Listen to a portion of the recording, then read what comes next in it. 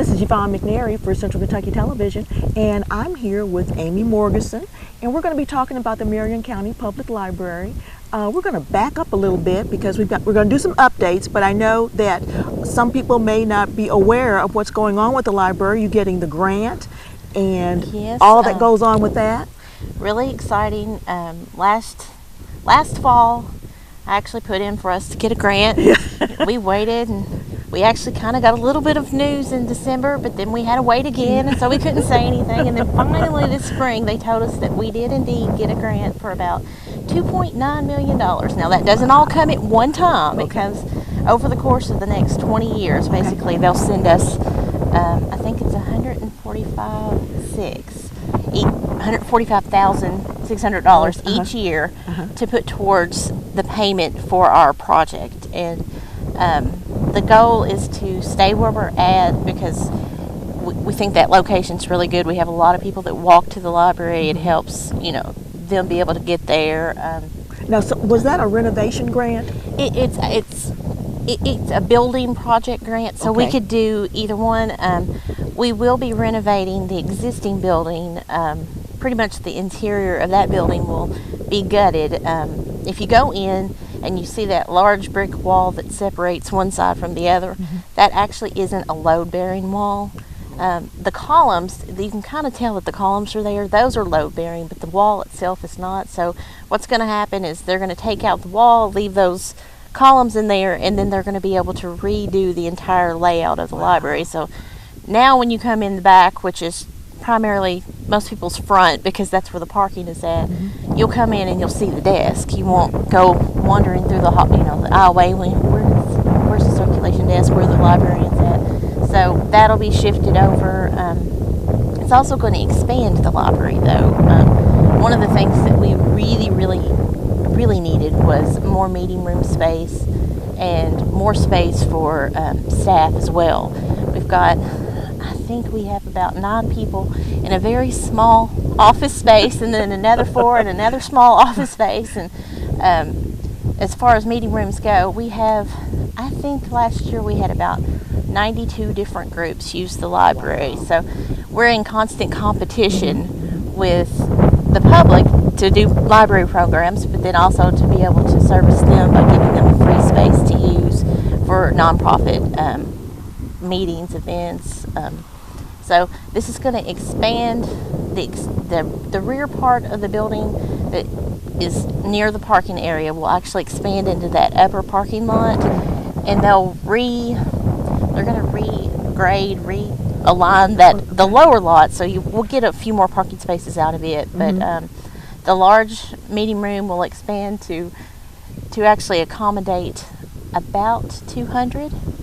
And then that room can be divided into 3 as well with movable walls. Now that's going to be that back side. That back side of the building, yes. It's going to be nice when you come in. You'll be able to have a nice little area where if you're waiting for your meeting, you'll be able to sit and some chairs and things. And we're going to have a little vending area so that people. We already allow people to eat in the library. That's not going to change when everybody's like, oh, you'll get this new space. You don't want people the new furniture. We want you to use it. So we're working really hard with the furnishing people and the carpet people and all that to make sure that all of that space is very usable. It's durable, and you're still going to be able to use your library the way you use it now, and then possibly even more, because in addition to the large meeting room, we'll have 4 smaller meeting rooms, which will be used for study rooms, small, personal meetings where we've got lawyers that come in occasionally and they'll meet with their clients. You name it, we've had it happen, but you just need a little space that you can meet, or you just want to study on your own and you need it to be quiet. The really cool thing about those meeting rooms is, like the large meeting room, there's actually going to be a wall that will divide, so if we need to, we can make those 4 into 2 a little bit larger rooms. So if you have, you don't quite need a room for 200, and you don't quite need, but you may have 15, 16, you'll be able to accommodate them in that as well. Oh, that sounds great. So I know I've gone into the library here in the last week or so, and I see things are moving a little bit. Some things that used to be over here are now over there. Yes. How close are you getting? we're tentatively saying that it's going to be the end of September when we move out into our temporary location, because all of that's going to go on. We've been told to count for possibly 12 to 18 months. We're hoping it's not going to be quite that long, but during that time period when they're doing all that renovation, we can't be in the building, so we have to move out, and we're going to go to a temporary space. We will be actively open at that time, but we think it's going to be the end of September. It's all hinging upon the architects and the designer people. They have to get the quotes and bids for all of the work and things like that. So we're saying the end of September. We're hoping that it's going to stick with that, because we'd like to be able to give the public a definite timeline. That may change by a week or so. It just depends on what they tell us. Now, I know that last time we talked, you had been looking at a lot of different spaces to move into. Now, tell us about that, how that's working for you. We have finally settled upon a spot. We can actually take, I guess, residents. We're going to have to do a few modifications to the space, but 711 East Main, which is next door to the dollar store. Prior to this, the building had been used for the bingo group for the band boosters, and from Mr. Cobb from the band boosters told me they're actually going to be moving downtown to the old Big Jim's location, and I think they're doing some modifications to it too. But we'll move in there. It's not quite as large as our library is, so we are doing a little bit of squishy, and that's what all that moving is about. We were trying to get all of the books that we could to freestanding shelving, because we weren't really sure how much wall space we would have to attach shelves to the wall. But now, are you going to be able to move everything? Yes, we have to. You have to move we have to move everything. Every bookmark. Everything has to go out. That's I'm sure there'll be a few things left, but we're even going to be moving hand dryers and things like that from the restrooms, because we're going to move them to our temporary spot while we're there. But everything must go. That's why our Friends of the Library group has been so actively pushing their book sales, because they were trying to get all the book sale stock out of that back room, because we just don't have any space to store it while we move. So yeah, everything must go. It's going to be an interesting project, but the good thing is that the people that actually do the furnishing for a lot of the libraries have their own moving company specifically for libraries.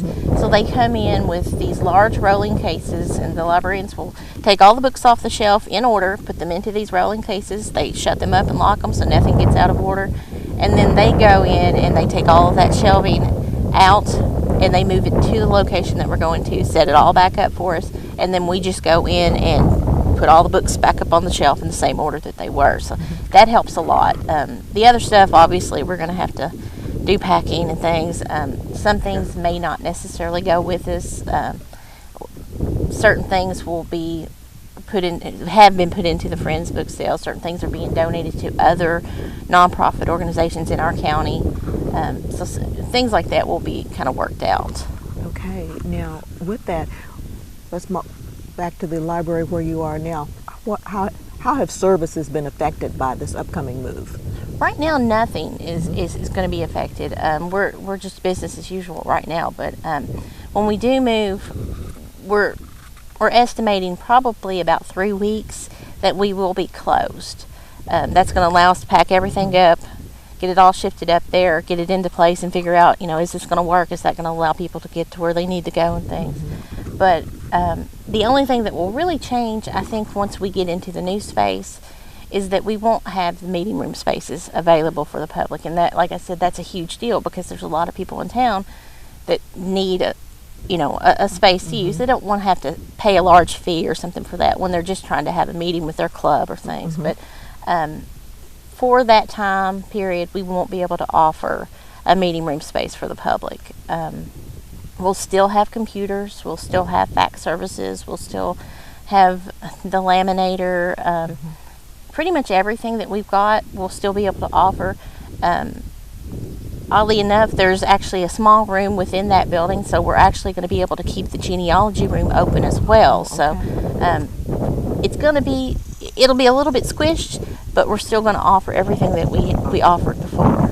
Now, what about as far as checking out books? I've heard that maybe your time for lending books would be a little bit longer? Yes. When we get a little bit closer to the time that we're going to move, we're actually going to extend that so that the books are not due back until about a week after we've already gotten back into the building and started back up business. And even right now, we're not charging any overdue fees. This is kind of a way, and we won't as well whenever we move in. It's going to be extended, and then we'll probably do the same thing we did when we had to, not too long ago, we had to do this, some moving because of carpeting. And so we allowed people to come in and check out more books than they had actually were able to check out before. So we'll invite people to come in and check out as much as you want, and I'm sure there'll be a cap on it. Yeah. But that'll get you stocked up while we're closed. That way you won't feel like you're lost without your books. Yes. Yeah. All right then. Now tell us a little bit about this new building. I know that it's going to go under some renovations, right? But what are you expecting how are you expecting to be set up there? Like I said before, the desk is going to kind of move to a more central location in the building. A lot of stuff is going to be flip-flopped. They're still doing the finalizing of the design plan, but we do know that the exterior in the front is going to actually go out just a smidgen. That's going to allow them to change the facade of the building, so we're really going to look like we get an all brand new building, even though it's, you know, the footprint of the original building is still there. We still get the look of a brand new building for the town, so it's nice. It's like we got refreshed. But the really cool thing about that is that there's a window element that's going to go on the front of the building that will look into the children's section. And it's really neat. It kind of looks like stained glass, but on certain parts of it, the kids will be able to manipulate those windows so that the color will come into the children's area, and it'll be kind of bright and happy. Besides the small meeting rooms, which, from what we understand, those small meeting rooms will actually take the place of my office. I don't know if you know the layout of them, but my office, the cataloging room where we do all of our processing, that will be there. All that wall right as you come in the front of the building, not the back with the parking, but the front, will have small meeting rooms. On the opposite side of the building where the adult reading area is at, there will be a new programming room, and that will be specifically just for the library to use. That'll help with that problem that we have right now of double booking, you know, trying to use the public stuff and then also ours as well. There will be a small reading garden off of that programming room that's enclosed, and that will allow them to have outdoor programs. If they have toddler tails and they want to go outside and let them do sidewalk art, they can do it within the confines of that small reading area, and the kids won't be anywhere near the road or the sidewalk or anything. There will also be another reading garden, which is actually the Friends of the Library reading garden that they have been saving for all these years. It's still there. Because the facade changed, they had to change the design of that a little bit, and they're still working with them.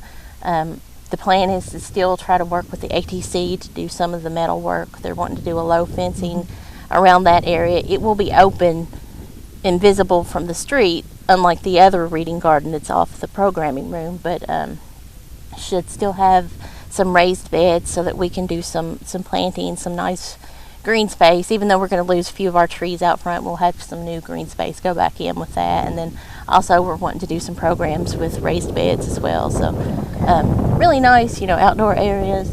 Now what about the parking? I know you're going to extend into the upper parking lot, and that's going to take away quite a few parking spaces. So how are you going to deal with that? The lower will be readjusted a smidgen into that green. There's that kind of like that little green hillside that goes down. That's going to kind of go away so they can actually shift a little bit of that over. So we'll get a few parking spaces that way. And then they have actually worked with the zoning committee recently and got a variance to allow us to put parking at a diagonal up towards the building on the side, on the Harrison Street side.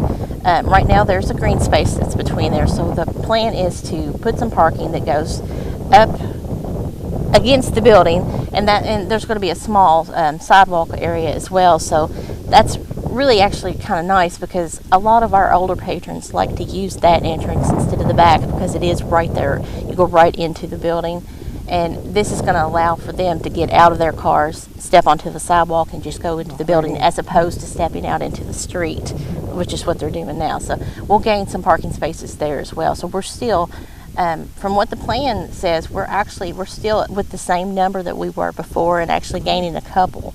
Yeah, so we're good. Just a different configuration. Different configuration. You wouldn't think that little shift would do it, but it does. All right. Well, listen, thank you so much for coming out and talking to us today for this update.